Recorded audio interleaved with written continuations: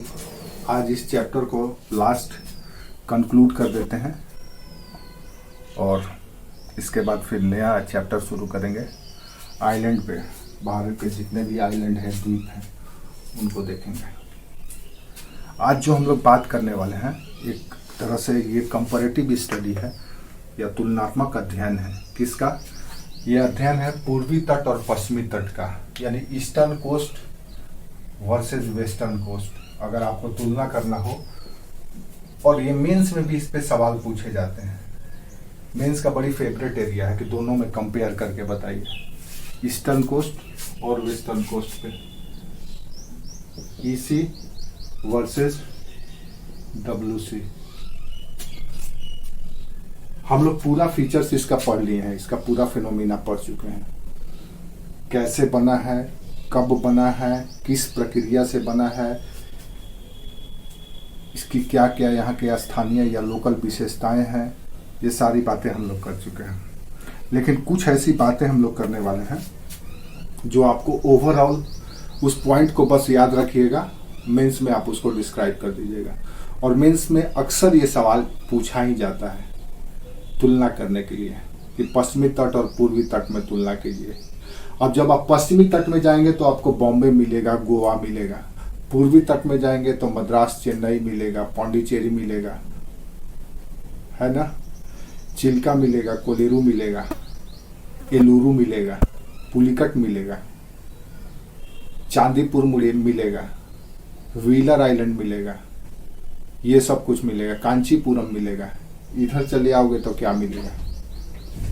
तो अगर किसी को भारत भ्रमण करना है और समुद्र का मजा लेना है तो उसको बता दीजिए कि भाई अगर आप ईस्ट वार्ड जा रहे हैं तो इन जगहों पर जरूर जाइए देखने के लिए, जो हम लोग कल किए थे पूर्वी तट के बारे में, कि कहाँ से कहाँ तक हमको कौन कौन से लोकेशन पे जाना चाहिए और देखना चाहिए।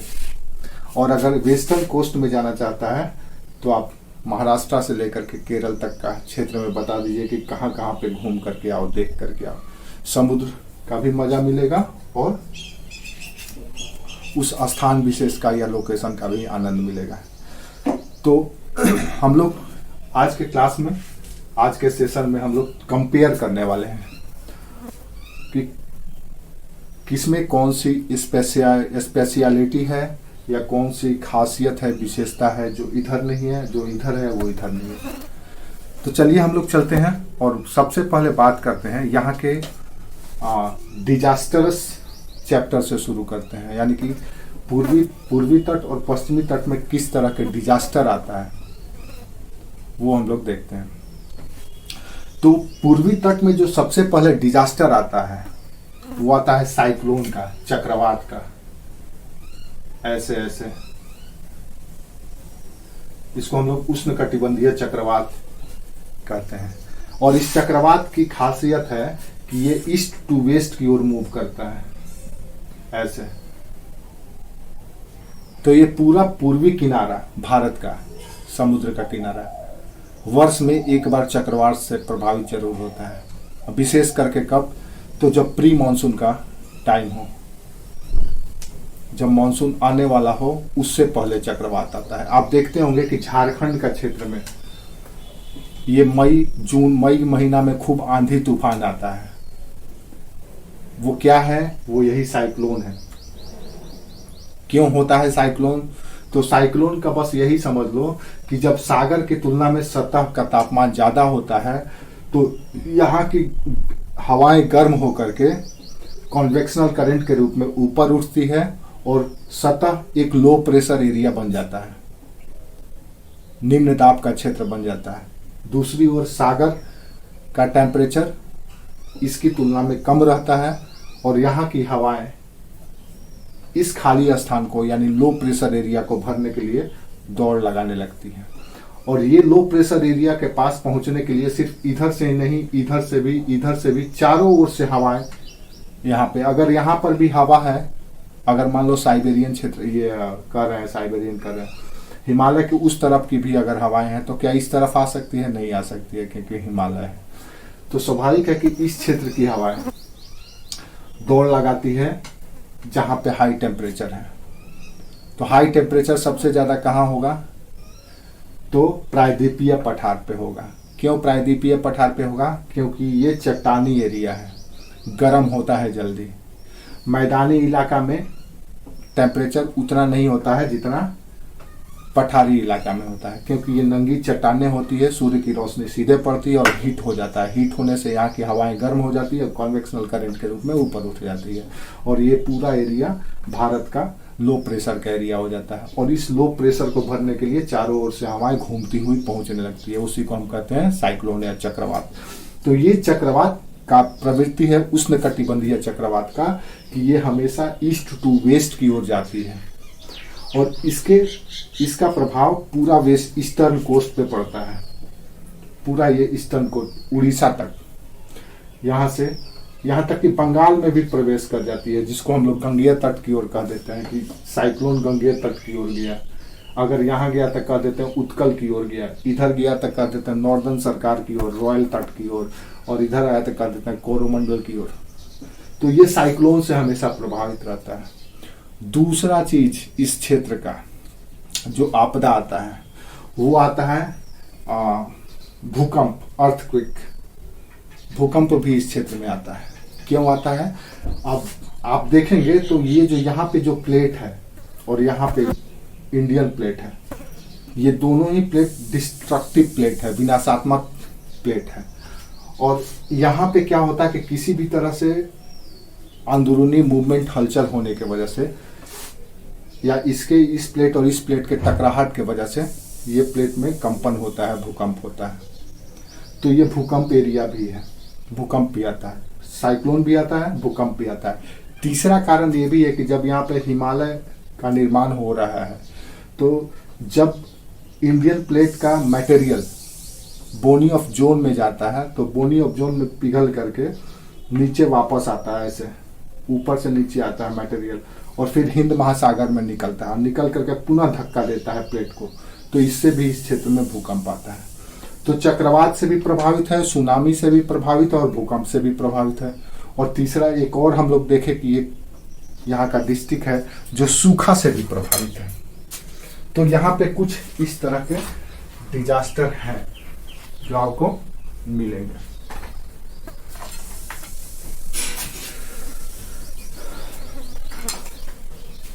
अब सवाल ये उठता है कि यहाँ पे क्या स्थिति है। तो यहाँ पे भी चक्रवात उठता है, यहाँ पर भी साइक्लोन उठता है ऐसे। अब हम लोग कहें कि उष्णकटिबंधीय चक्रवात का नेचर है कि वो ईस्ट टू वेस्ट जाता है, ऐसे जाना चाहिए। लेकिन हम लोगों को कभी कभी पता चलता है कि गुजरात में या महाराष्ट्र के कुछ क्षेत्र में इधर साइक्लोन आ गया है, इधर साइक्लोन चले गया है, चक्रवात आ गया है। हालांकि जाना चाहिए इधर।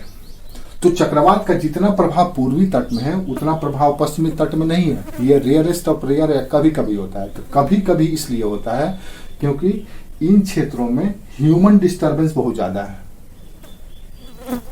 इन क्षेत्रों में डी प्लांटेशन कह लो या डिफॉरेस्टेशन कह लो, इंडस्ट्रियलाइजेशन देख लो, माइनिंग देख लो, ट्रांसपोर्टेशन देख लो, इन सब कारणों से यहाँ का टेम्परेचर हाई हो जाता है और ये एरिया लो प्रेशर का हो जाता है।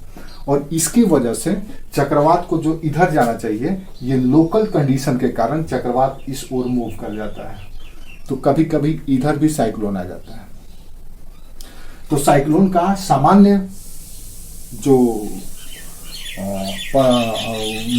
फ्रीक्वेंसी है, कॉमन फ्रीक्वेंसी है, वो ईस्टर्न कोस्ट की ओर है, न कि वेस्टर्न कोस्ट की ओर। लेकिन यहाँ भी आता है, तब आता है जब कुछ एक्स्ट्रा या आप कह लो कि कुछ स्पेशल कंडीशन में, विशेष परिस्थिति में पश्चिमी तट में भी चक्रवात आता है।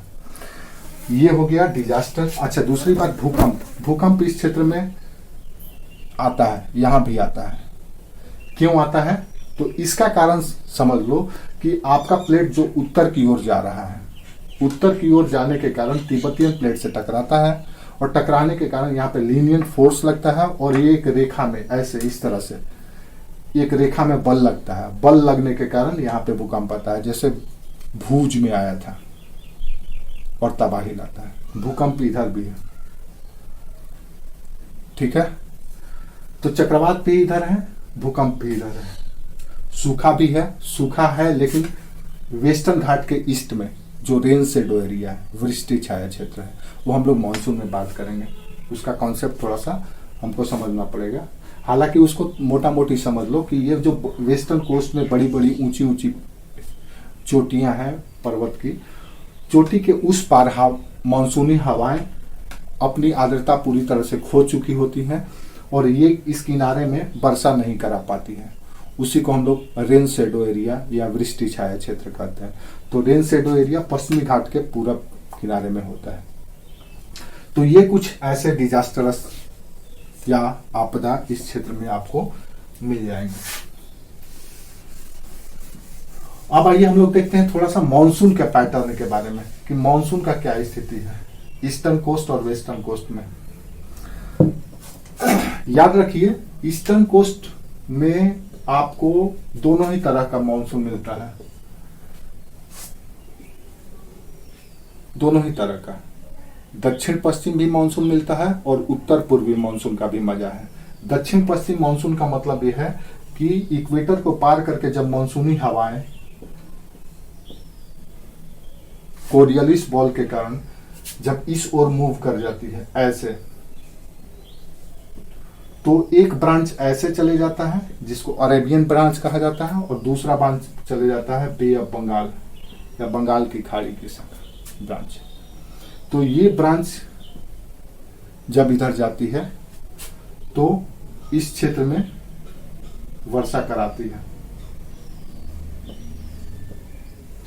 इन नदी घाटियों से प्रवेश करके कावेरी, गोदावरी, कृष्णा, महानदी, इन नदी घाटियों से प्रवेश करती है और प्रवेश करके इन क्षेत्रों में वर्षा कराती है।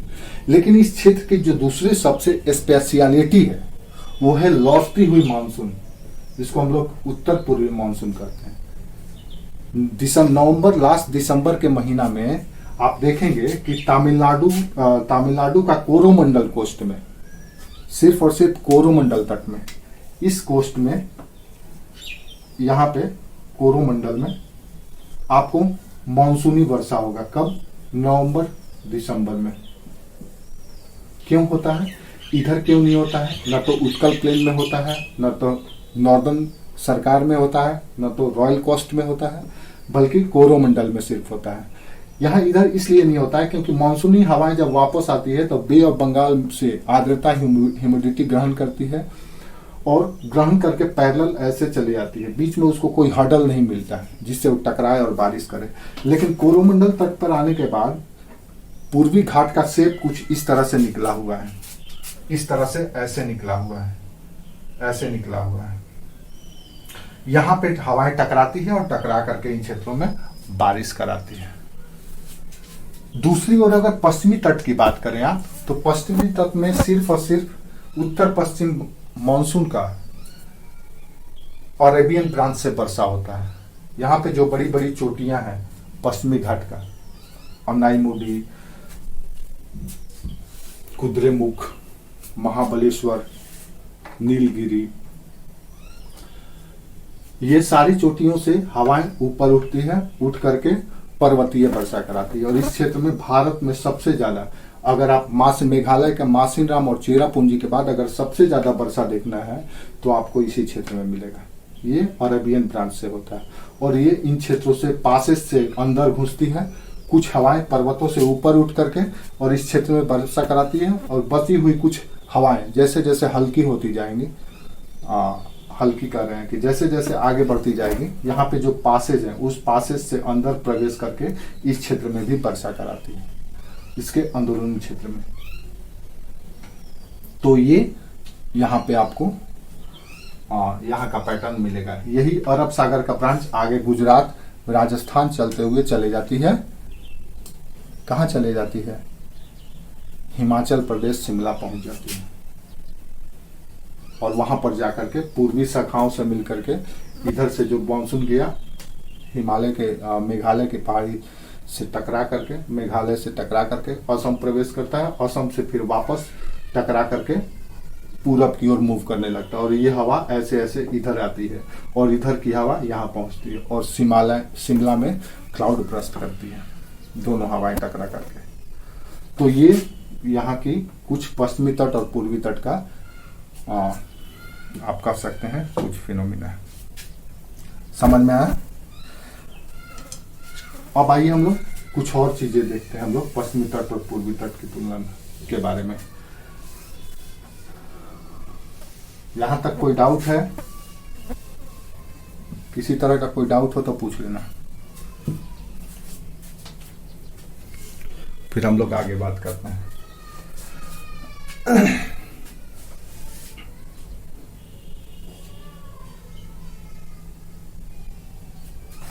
समझ गए?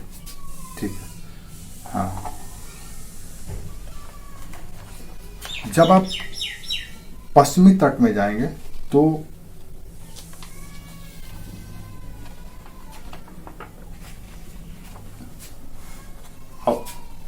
आवाज क्लियर नहीं आ रहा है? तुम्हारे और लोगों के साथ भी ऐसा ही हो रहा है? सिर्फ तुम्हारे साथ?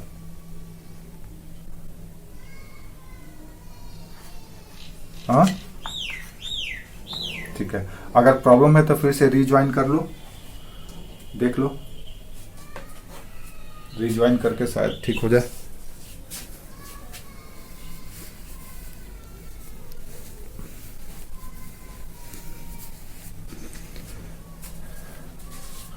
सुनाई दे रहा है अभी?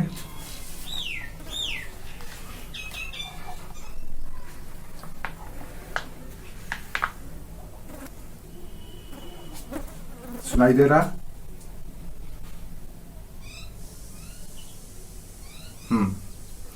अब एक और विशेषता देखते हैं हम लोग, वेस्टर्न कोस्ट में क्या है और ईस्टर्न कोस्ट में क्या है। वेस्टर्न कोस्ट में जब आप अरब सागर से तट की ओर जाएंगे, इधर आएंगे, तो आपको सीढ़ी नुमा बीचेस मिलेगी। जैसे कि 30 मीटर पे मिलेगी, फिर 60 मीटर पे, फिर 90 मीटर पे, इस तरह से सीढ़ी नुमा बीचेस मिलता है। इधर ऐसा नहीं मिलता है। ऐसा क्यों है? ये सोचने वाली बात है। तो याद रखिए, बुनियादी दूसरा फर्क यहाँ पे मिलेगा कि पश्चिमी तट में आपको सीढ़ी नुमा बीचेस मिलेगा, तो पूर्वी तट में स्लोपी या सामान्य ढाल, जेंटल आप कह सकते हैं कि इसका ढाल हो, स्लोप होता है। ऐसा क्यों होता है? तो इसका कारण यही है कि जब पूर्वी तट से अरब सागर से इधर जाते हैं तो आपको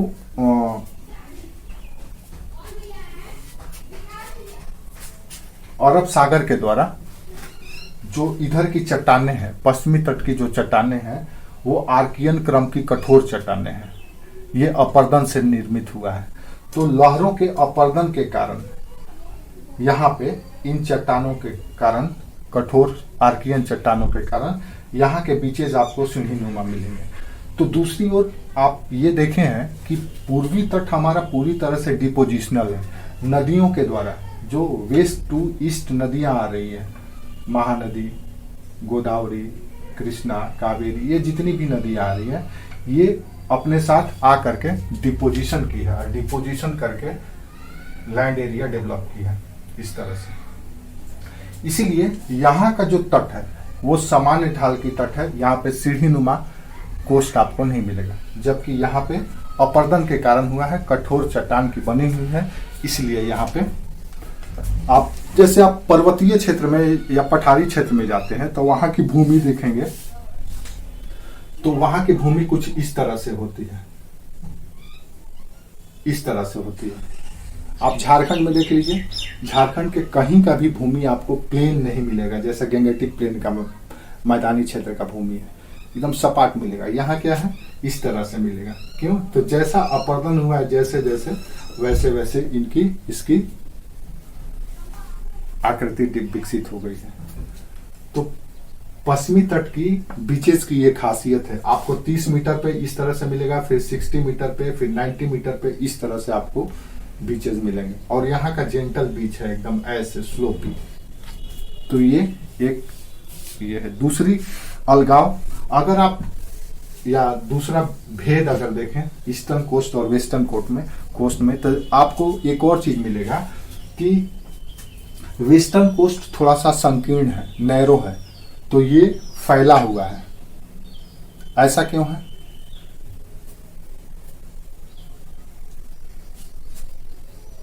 क्यों है ऐसा?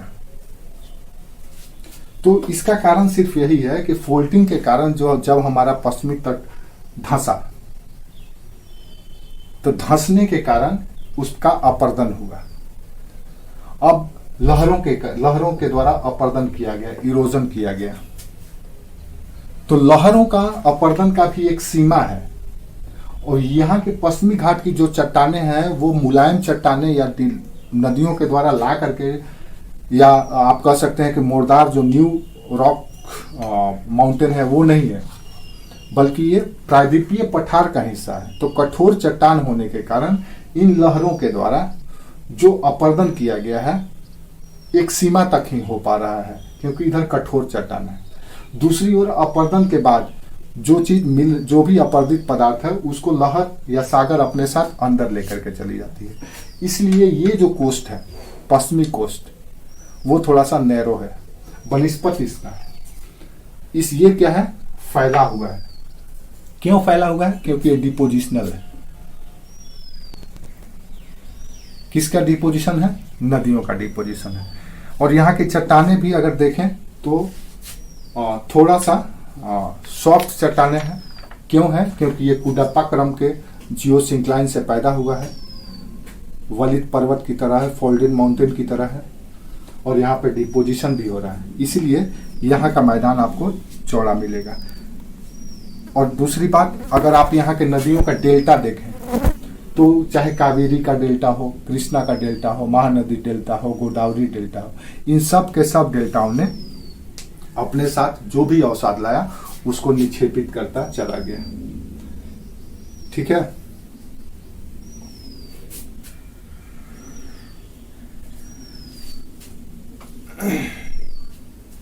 तुम बहुत लेट से ज्वाइन की, क्यों?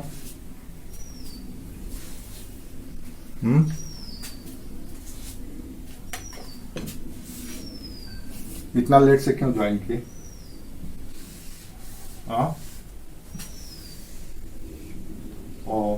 उसी को तुम मोटी बोलती है।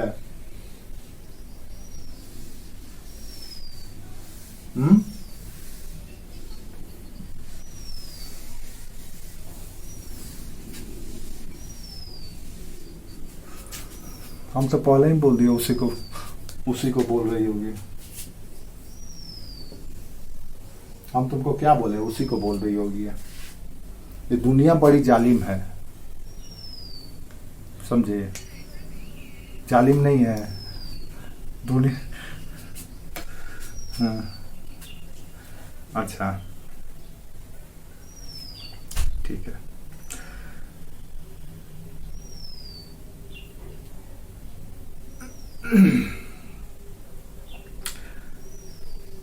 एक और बात याद रखिएगा, पश्चिमी तटीय मैदान की जो नदियां हैं वो नदियां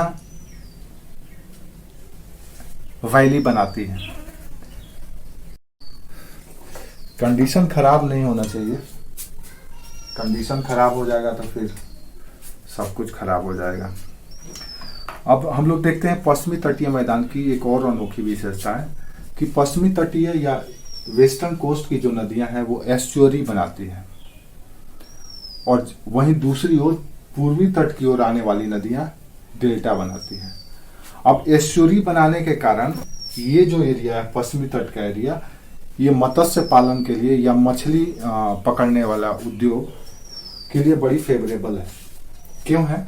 क्योंकि एस्चुअरी में आपको पता ही है कि जिसको हम लोग ज्वार नदमुख कहते हैं, तो एस्चुअरी में सागर का भी जल आता है और नदी का मीठा जल आता है।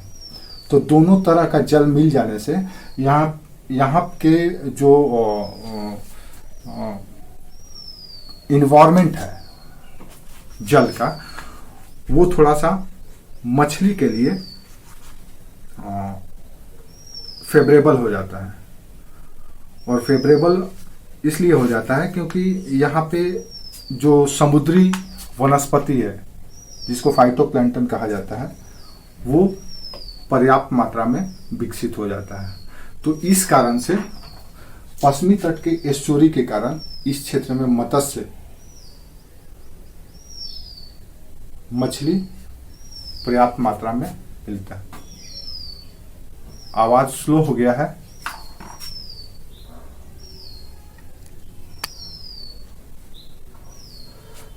अभी ठीक है। हाँ, तो यहाँ पे ये खासियत है पश्चिमी तट में। और तो दूसरी ओर अगर पूर्वी तट में देखें तो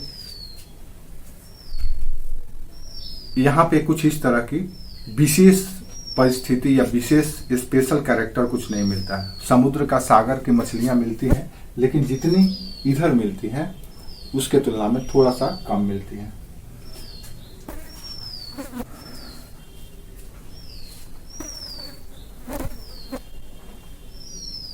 अब यहाँ के चट्टानों के बारे में बात करें कि यहाँ पे किस किस तरह के चट्टान मिलता है। तो चट्टान और अगर देखें तो आपको पश्चिमी तट में सिल्ट, सैंड और खुरदरा चट्टान मिलता है, क्योंकि सिल्ट और सैंड इसी से डेवलप होता है, उसी का अपर्दन से होता है। तो यहाँ पे अगर पूर्वी तट में आप देखें तो यहाँ पे आपको जो चट्टान मिलेगा वो मुलायम चट्टान मिलेगा,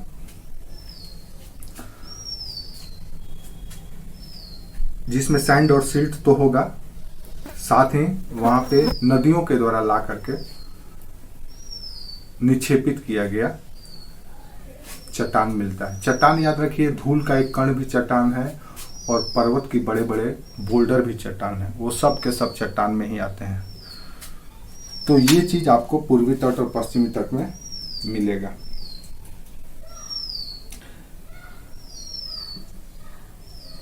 एक और बात याद रखिएगा कि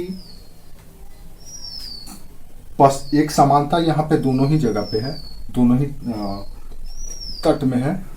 अगर आप एक रेखा खींचे ऐसे तो आपको दिखेगा कि भारत का जो पश्चिमी तट और पूर्वी तट का दक्षिणी क्षेत्र है वो दोनों ही किनारा पे उठा हुआ है।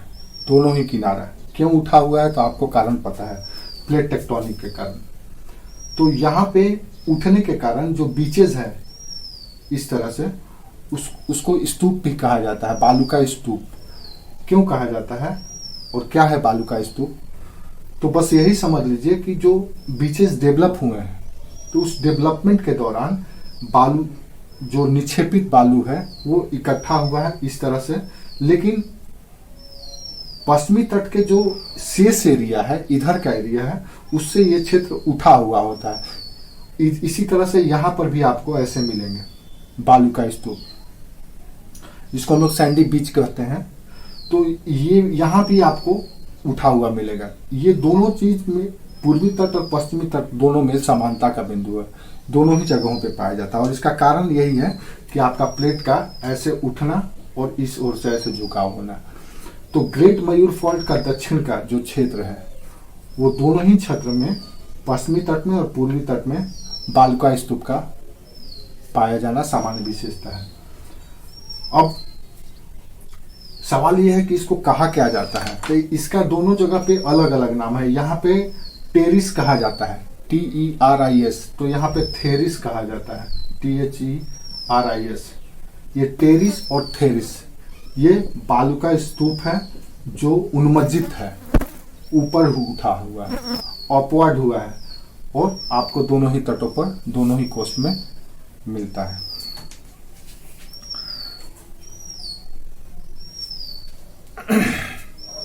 समझ में आया?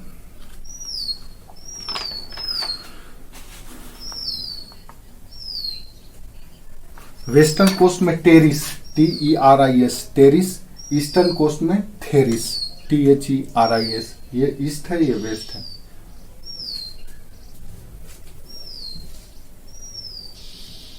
ठीक है। अच्छा, एक और चीज, यहां पे आप देखें पश्चिमी तट में अगर कृषि के बारे में बात करें तो पश्चिमी तट में जो खेती है वो विशेष करके नारियल का खेती किया जाता है।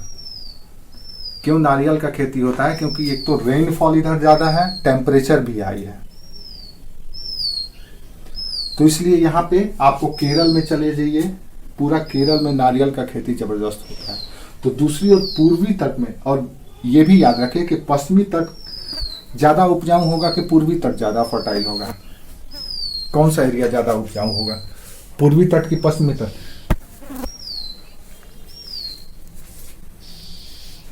हाँ, वेरी गुड।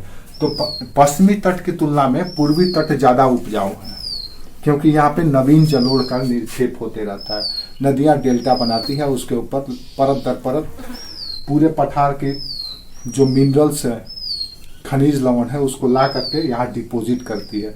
तो स्वाभाविक है कि वहाँ की मिट्टी फर्टाइल होगी, उत्पादक होगी, तो इसलिए ये ज़्यादा उत्पादक है और ये कम। तो इसलिए पश्चिमी तट की जो खेती है और यहाँ की खेती में अंतर है। यहाँ पे कमर्शियल ग्रेन बहुत ज़्यादा होता है, नारियल की खेती, कपास की खेती, इस तरह का चीज़ आपको, कॉफ़ी, ये सब चीज़, चाय, ये सब चीज़ का खेती आपको मिलेगा। गन्ना, महाराष्ट्र में गन्ना, ये सब चीज़ की खेती आपको ज़्यादा मिलेगा। दूसरी ओर अगर इस क्षेत्र में चले आए तो फर्टाइल लैंड है, डिपोजिशनल लैंड है, एलुवियल सॉइल है, तो यहाँ पे धान की खेती जबरदस्त होता है। इसीलिए आप देखेंगे कि कावेरी डेल्टा को धान का कटोरा कहा जाता है। कावेरी डेल्टा को धान का कटोरा कहा जाता है, और यहाँ पर कावेरी डेल्टा में वर्ष में 3 बार धान उत्पादन किया जाता है।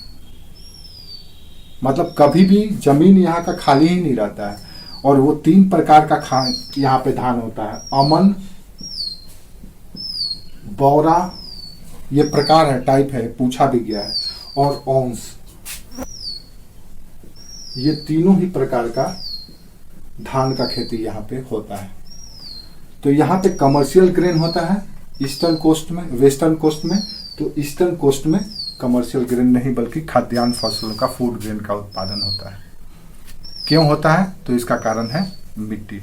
एक और चीज याद रखिएगा, भारत के पश्चिमी तट में ही मैंग्रोव वनस्पति पाया जाता है। मैंग्रोव या कच्छ का गरान वनस्पति। हालांकि कच्छ या मैंग्रोव वनस्पति का जो मूल है वो गुजरात तट है, लेकिन उसका विस्तार पश्चिमी तट में भी हो गया है। तो मैंग्रोव वनस्पति अगर आपको देखना है तो पश्चिमी तट में आना पड़ेगा। समझ में आया? तो दूसरी ओर अगर पूर्वी तट में आए तो पूर्वी तट में आपको टाइडल फॉरेस्ट मिलेगा, ज्वारीय वन मिलेगा। और यहाँ पे पूर्वी तट में विशेष करके अगर उड़ीसा और बंगाल का जो क्षेत्र है वहां पे देखेंगे तो सुंदरी वृक्ष पाया जाता है। सुंदरी, सुंदर वन बंगाल में है, डेल्टा में, सुंदर वन डेल्टा। तो टाइडल वनस्पति वो होता है जो ज्वार के जल से सिंचित होता है, और उसका वो एक तरह से बांस की आकृति का ये होता है, वनस्पति होता है, और उसका एक बहुत बड़ा हिस्सा सागर के जल में डूबा होता है और उसके ऊपर खड़ा रहता है। तो टाइडल प्लांट आपको इधर मिलेगा, तो यहाँ पे मैंग्रोव वनस्पति मिलेगा। ये भी फंडामेंटल आपको याद रखना चाहिए।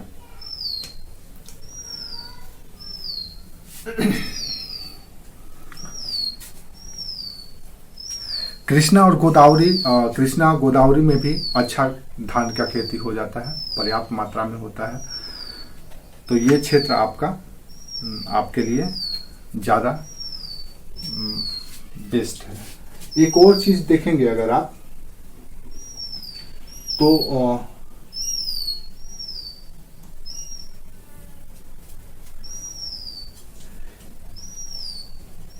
पूर्वी तट और पश्चिमी तट में, तो पूर्वी तट के तुलना में पश्चिमी तट में इंडस्ट्रियलाइजेशन और माइनिंग ज़्यादा होता है, ज़्यादा है। अब आप सोचिए, माइनिंग इधर ज़्यादा होगा कि इधर ज़्यादा होगा? खुद से सोचिए और बताइए। खनन की क्रिया ज्यादा इधर होगी कि इधर होगी? आयरन ओर इंडस्ट्री अगर हमको लगाना है तो इधर लगेगा कि इधर लगेगा? वेस्टर्न में लगेगा। Very good. क्यों लगेगा? क्योंकि ये पठारी क्षेत्र है, प्लेटियो रीजन है, ठीक है। तो इसीलिए पश्चिमी तट पूर्वी तट की तुलना में ज्यादा इंडस्ट्रियलाइज है। पश्चिमी तट में ही केरल है जो भारत का सबसे ज्यादा साक्षर स्टेट है, लिटरेट स्टेट है। 99.9% लिटरेसी है।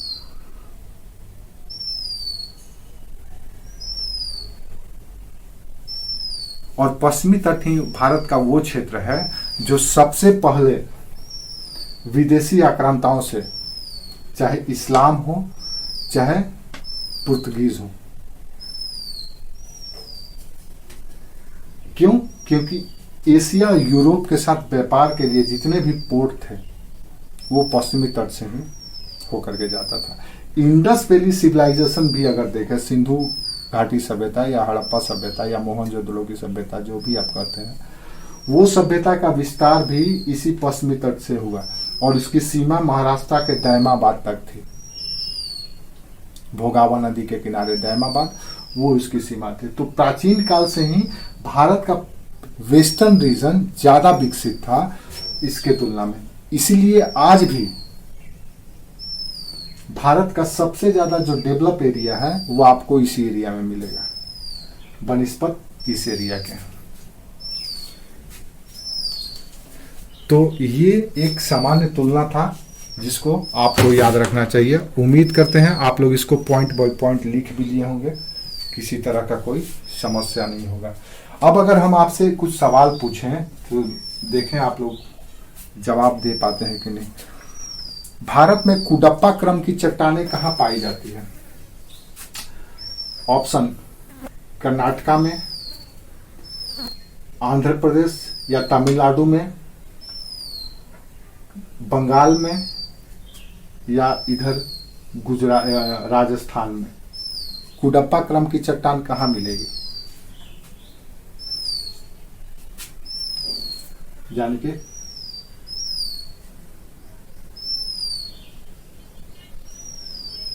Very good. अच्छा, सुभद्रा का कॉन्सेप्ट एकदम क्लियर रहता है। क्यों? सुभद्रा का कॉन्सेप्ट एकदम आप लोग से ज्यादा बेहतर है, हम देख रहे हैं, एकदम सीधे टू द पॉइंट, डॉट एकदम डिट्टो आंसर देती है। आप लोग को सुनाई प्रॉपर नहीं देता है, कोई डिस्टरबेंस होता है, आप लोग क्यों नहीं समझ पाते हैं? जैसे अभी एक बोल रही थी कि राजस्थान में कुडप्पा, जबकि हम कई बार कह चुके हैं कि कुडप्पा जियो सिंक्लाइन हुआ था और इसी जियो सिंक्लाइन से ईस्टर्न घाट बना था और वहां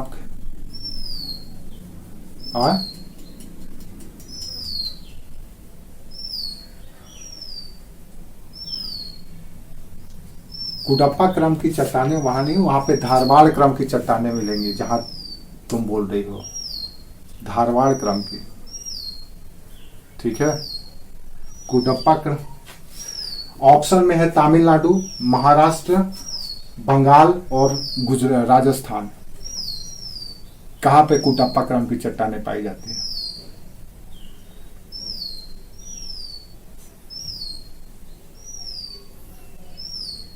कुडप्पा क्रम, कुडप्पा चट्टान, कुडप्पन रॉक।